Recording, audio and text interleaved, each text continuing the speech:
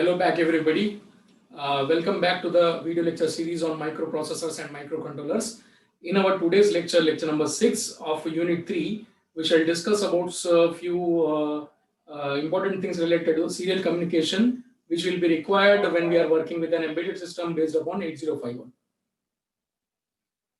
So as we do every time, we will have a brief recap of what we have done in our last class. We'll be having a recapitulation of a last topic discussed, and then we shall continue discussing the serial communication and bus interface which will be required in a 8051 embedded systems. We'll be specifically checking out the serial data transfer schemes which are required to be understood when we talk about serial communication. Onboard communication interfaces such as I2C, I2C interface we call it, similar to that one, SPI will be there, UART will be there. These all we'll be discussing in the preceding classes. Today we will be talking about a specific communication bus which is called as I2C bus. Okay. Talking about the previous class, what we have discussed, we have talked about the ADC interface to the 8051 in our last class and DAC interface with the 8051. This is what we have seen. We have talked about a specific IC, that is ADC 0804, how that particular IC is being interfaced with 8051 and how the analog signal is being converted into a digital equivalent. This is the pin diagram of that particular IC, ADC 804 or 0804 we can call it. Okay, and this is how it is been interfaced with the microcontroller 8051. These are the steps which will be required to be followed in algorithm or the program which we will be having to write when we interface an ADC device. Say an example, ADC 0808 or 0809. This is similar to the IC discussed earlier, that is 0804. Little bit terminologies are different. That is, here we call the start of conversion, end of conversion as SCC, EOC, and output enable as OE. Instead, in the earlier we got found that there is an read signal, there is an chip select will be there here, okay, and we'll be having this INTR to monitor the end of conversion. So after this particular thing, we have talked about the DAC interfacing with the 8051. Before this, I would like to remind you that ADC and DAC interfaces, how and why they are important in 8051 embedded systems. It is that always we have to understand the microprocessors or the microcontroller based system, they are digital in nature. So to communicate the real-time physical quantities which are analog in nature, we need to have a proper interpretation between that analog quantities with the digital computing device, whether it be a controller 8051 or any other computing device. All the computing processing will be in digital format, whereas analog physical quantities, as I said, they will be an analog. So there will be, this ADC and DAC will be acting as an interpreter between these two environments, that is the physical natural world, which is analog in nature, and the computing world, which is in digital. So yeah, digital to analog converter DAC 0800 IC. We have talked about this particular IC, which you can see the pin diagram of right now. We have seen this formula will be used for figuring out the output current value for the given digital input data. So if the given digital input data is 8-bit format D0 to D7 like this, then using this formula and with the knowledge about the I reference current, we can calculate the output analog current. Okay, once we have the output analog current, we wish we can convert that one into output analog voltage. So yeah, this is the configuration, the connections which will be used. The circuit here you can see the op-amp circuit 741, which is connected to the output pin number 4, which is IOUT, which is for converting your current I into the voltage output. So let us talk about the thing to be discussed today. Our first part of the third unit was about this different interfaces, input devices and output devices interfaces with the 8051. The later part, which we are starting today, talks about different serial communication ways and different bus configurations, bus structures which will be used for an embedded system communications. So we shall talk about serial communications and bus interfaces which will be required for understanding the communication going on the embedded system, which is based upon the microcontroller 8051. Not necessarily, but yeah, any microcontroller based embedded system will be having this sort of communications being used. So first of all, when we talk about communications, we know that the communications are in two types, two ways. Serial communication is one and the other is a parallel communication. So far, what we have used the communication for interfacing were LCDs, keyboards, A to D converters, D to A converters. We use the parallel data transfer. We have seen that the data lines of that devices, whether it be a LCD, keyboard, or it be a ADC or DAC, they were connected parallelly with the data bus of 8051 or the IO port of 8051. There the data communication was being carried out as in parallel way, parallel fashion. But parallel communication has some own disadvantages. Obviously, the cost and the wiring requirement will be more. So to avoid this all, we have to switch to the another transfer way, another communication way, that is serial communication. So what are the different techniques we will be checking out for our bus interfaces and other things in our current unit? We will be talking about different serial transfer schemes, serial bus structures. Okay. So yeah, so before we criticize this parallel communication further, let us see the parallel communication, how exactly we call something as a parallel communication. When there are two places, the source and destination, and if they communicate parallelly all the bits at the same time, that time we call it that one as a parallel communication. Simultaneous data bit transfer will happen on the parallel communication thing. When we talk about serial communication, it's a process of sending the data bit by bit, one bit at a time, sequentially over a communication channel. So you can see that bits are traveling one after another onto this communication line, which is only a single communication line. So yeah, parallel communication things are indicated here. The clock indicates if the data is valid. Okay, crosstalks, EMI, electromagnetic interferences will be there. Clock skew will be there. As the length increases, we know about the clock skew discussed in the digital system designs. It is exactly the delay generated due to the distance of a connection between the different modules. So transfer speed will be there affected and distance will be limited with this parallel communications whenever we are using. And handshaking is required for the knowledge of whether the data has been received and transmitted or not. Few more characteristics of parallel communications are listed here. You can see all the bits of the data transmitted simultaneously in the separate communication lines. So that is a major important point, we can say. Used for the shorter distances, very short distances whenever they are there, parallel communications works very well because the cost of communication also decreases because it is very short distance and we can have multiple wires. Okay, in order to transmit the n bits, we require n wires, n lines. Okay, obviously, when number of wires increases, the cost of communications also increases. So more cost is involved here. Okay, but advantage is that it is faster than the serial communication because here the data transmits over independent lines. So need not to wait for one data to be transmitted before sending the other data. Data can be transmitted in less time. Obviously, it talks about the speed also again.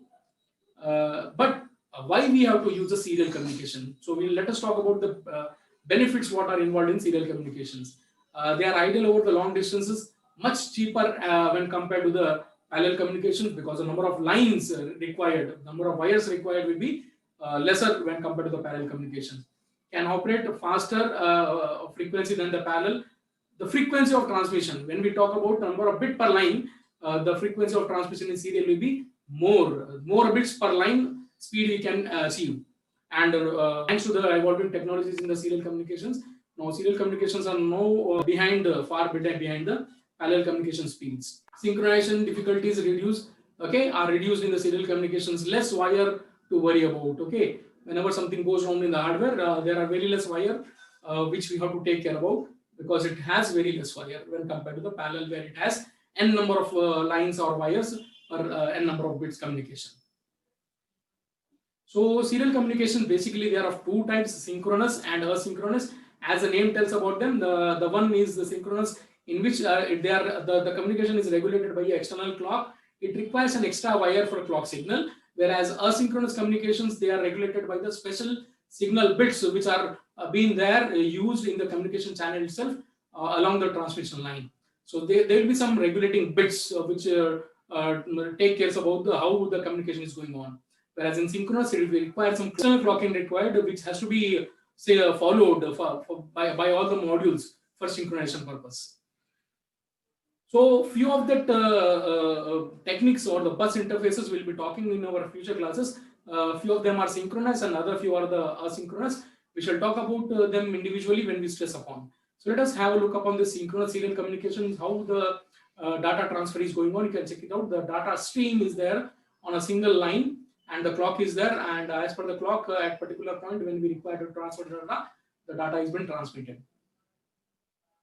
Okay, when we talk about the asynchronous serial communications, the signals are specified by a predetermined data transfer protocol. So here the protocol should be very properly followed. Otherwise, it is difficult to regulate the such type of communications because there is no external clock to monitor the and regulate the communication here. So here we'll be having a protocol, that means a fixed structure to be followed for communication. That means when the start of communication will be there, when the end of communication will be there, will there be any parity check for acknowledging the data received or not. So such type of protocols has to be followed. Okay, when I talk about protocols, you have to understand protocols also, what exactly protocol means. So about a protocol we'll see a little bit later, but just now let us talk about data transfer schemes. There are different ways the serial data can be transmitted. A number of lines involved in communication line will define that how this data transfer schemes are different from one another. In a data transmission, the data can be transmitted and received both. Then it is called as a duplex communication. Otherwise, it is called as a simplex communication. In duplex also, there are two types, full duplex and half duplex. Let us see one by one what they are exactly. So this diagram will help you to make an understanding about how the serial data transfer schemes are. The first one which I talked about is simplex, where is only one transmitter and one receiver. The transmitter transmits and the receiver receives. Only one way of communication. Whereas in duplex type of communications, both the transmission and reception can happen on that particular modules. That means a transmitter can become a receiver, receiver can become a transmitter. Both ways, the data communication can be carried on. So here in the half duplex, there will be only one channel for communication. A transmitter can send and the receiver can receive. And if you want to change the direction of communication, then the transmitter and the receiver must change their role. As the transmitter will become receiver, receiver will become transmitter. Saying that at a time it can be transmitting a data in only one direction.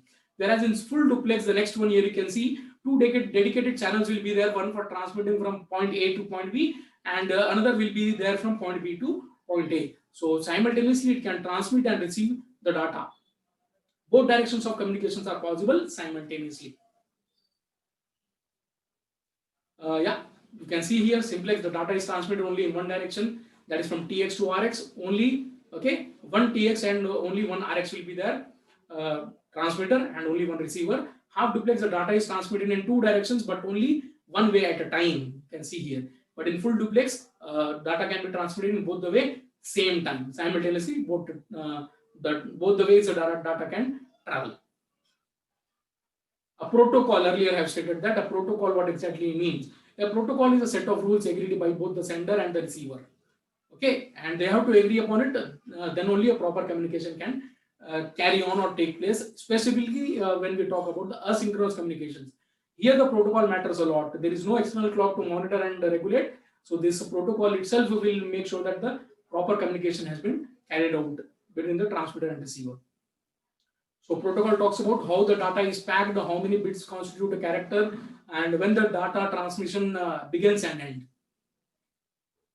So here is a comparison of a few of the different serial protocols. Out of these, we'll be talking about first three of them: UART, I2C, and SPI. Okay, you can see that UART is asynchronous, whereas I2C, also called as I2C, and SPI, they are the synchronous type of communications. And here the communication type is indicated, whether it is peer-to-peer or multi-master or single master or master slave. And here the communication scheme also is indicated here, whether they are duplex, fully duplex or half duplex. Data transfer rates are also indicated in this table. And have a quick look at this table for understanding the difference between these different protocols. Okay.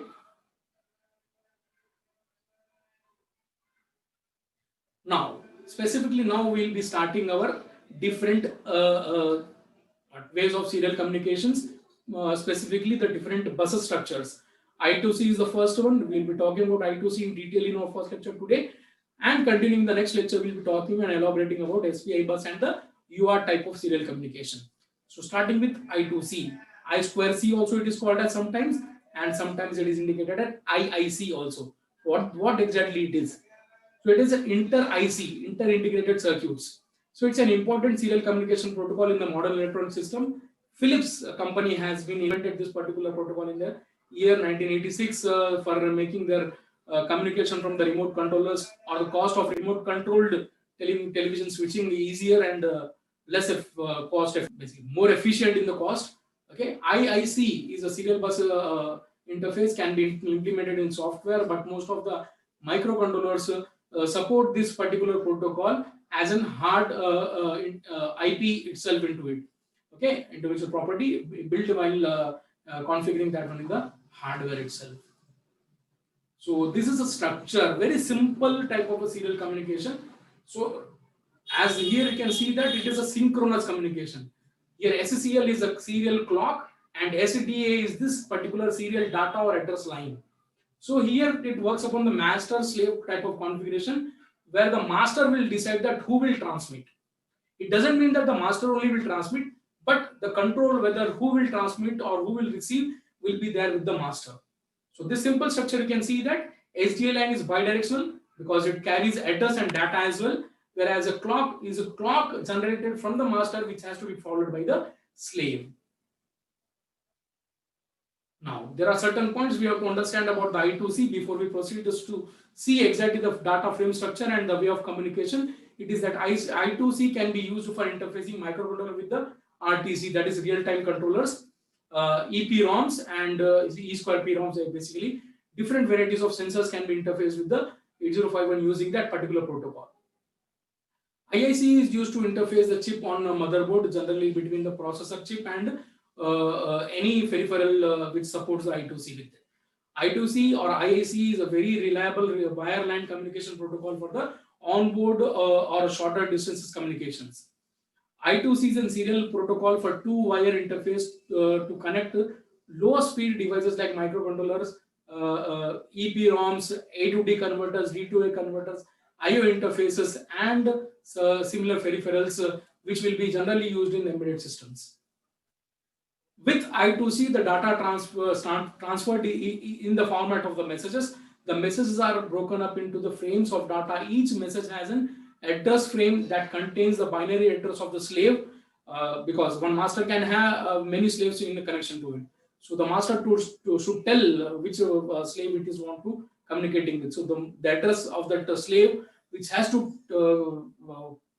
take part in the communication will be addressed in the frame itself. The address frame will be there that contains the binary address of the slave, and one or more data frames that contains the data being transmitted. The message also includes the start and stop conditions, read and write conditions, whether the master will be reading or the master will be writing.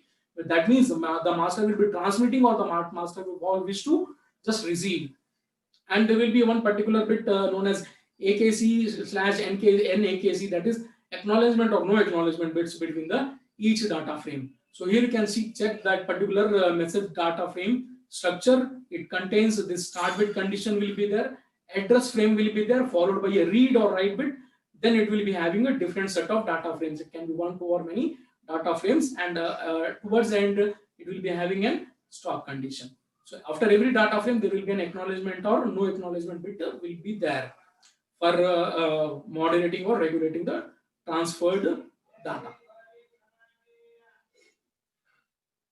So these are the different things what we have seen in the earlier the message frame. Start condition, the SDA line switches from a high voltage level to a low voltage level before the SCL line switches from high to low. So this is a start condition to indicate when the start will be there. We shall see this one with then a particular timing diagram structure so that you can understand what is the start condition. Similarly, the stop condition will be there where the SDA line switches from a low to high voltage levels after the SCL line switches from low to high. So this SDA and SCL combinations indicates that start condition and stop condition. Then we'll be having a address frame. Address frame generally will be a 7 to 10 bit of address. 7 to 10 bits address will be there, and a sequence of each slave that indicates a slave when the master wants to talk to it. Okay, when the master wants to talk to it, it can be a master initiating the talk, that means transmitting, or the slave should initiate the talk when the slave transmits and the master receives. read and write, this bit will be telling exactly whether the master will talk first, that means transmit, or the slave will transmit. Acknowledgement, no acknowledgement bit, you can check it out here. Each frame is in a message is followed by an acknowledgement, no acknowledgement bit. If the address frame or the data frame was successfully received, an acknowledgement bit is returned to the sender from the receiver device. So here that SDA and SCL combination, which indicates the start, where it is high to low on these two, it's an indication of start of communication. Where it is low to high and high on that SCL tells us that end of communication. So address frame will be there, then the read write frame will be there, followed by acknowledgement. It can be multiple data frames. These are the steps we have to take care of whenever we used to communicate an I2C data transmission. So these steps should be followed, particularly in the pattern or the format they are given, in the flow they are given with. So master sends the start condition to every connected slave. So it can be one master connected to many slaves by switching the SD line from a high to low, as we have seen in the earlier diagram also. Before the switching of SCL line is there from high to low. Just before SCL switches from high to low, there should be a high to low on SDA. The master then will send a 7 to 10 bit address upon that SDA line, which will be readable by all the slaves basically. Also, it will be sending a read write condition to indicate whether the master wants to read or write. Now, each slave, what they will do means they will compare that address sent from the master by its own address. And if there is a success match, that address sent by the master matches with a particular slave, that will be indicated, acknowledged to the master by the slave by returning an acknowledgement bit by pulling the SDA line low for 1 bit. Okay. Now, if the address from the master does not match the slave's own address, the address line SDA will be high. So here you see that the master sends an address. The address particular given here is in this 0. I will be reading it from the LSB side. It is 0101101 followed by read write. So this is sent to all the slave connected. So slave 1, slave 2, slave 3. So on this particular thing, on the slave number 3, the address of the slave number 3 is this. It matches with the address of slave number 3. Now, when the master sends each slave of the address with the address, the slave it wants to communicate with. Okay. Now, if you see this, whenever that particular address matches to any of the slave's address, that slave will indicate a low line. It will pull the SDA line low to indicate that it has the correct address. It is the slave which the master wants to communicate with. So these two structures, the earlier this one and this one, will tell you that how exactly a slave and master communication is established. Now this is the only condition when the communication is established. The master knows where the slave is, and slave knows that the master wants to communicate. And also with the availability of read write bit, the slave also knows that whether the master wants to write or read. And these are the steps to be followed. The master sends or receives the data frame. Followed. These are the following steps actually. After each data frame has been transmitted, the receiving device returns an acknowledgement signal. Whether it be the master receiving it or the slave receiving it, the acknowledgement is always given by the receiving device. Okay. To stop the data transmission, it is in the control of the master. So the master has to send a stop condition to the slave by switching the SCL line before the SDA switching high. So this type of switching is required here. And this is the start condition indicated like this, and this is the stop condition you can see here. Okay. These are the different bus configurations in which the master and slave can be connected. You can see that single master, many slaves configuration, and there will be a multiple master, multiple slave configuration like this. These resistance here are used for pulling the lines, this SDA and HCL lines to the VCC. This is one example of a I2C bus communication in an embedded system, which contains a microcontroller A, microcontroller B, and few of these different devices. Gate array is there, LCD driver is there, static RAM or EPROM is there, or A to D converter is there. You can see that in circular fashion they are connected to each other, and you can say here it can be a two master, multiple slave, multiple master, multiple slave, or sometimes one particular microcontroller will take a charge of a master and other microcontroller behaves as a slave. So single master or multiple slave. Any type of configuration can be understood on this. Towards the end, we will talk about the advantages and disadvantages of the I2C. Advantages first. It only uses the two wires. That's the main advantage of the I2C. It supports the multiple master, multiple save type of configuration where many masters can be there. Acknowledgement, no acknowledgement bit gives the confirmation that the B data frame is transferred successfully. Hardware is less when compared to the UARTs. It is well known and widely used protocol, I2C, I2C. Disadvantage of this one is that it is slower data transfer rate is there when compared to SPI, which we will exploit and see exactly in the SPI how SPI is faster than this I2C.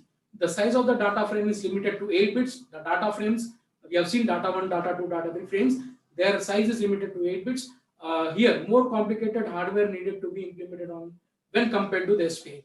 SPI's connections are more hardwarely, were more easier, more simple when this I2C is compared with.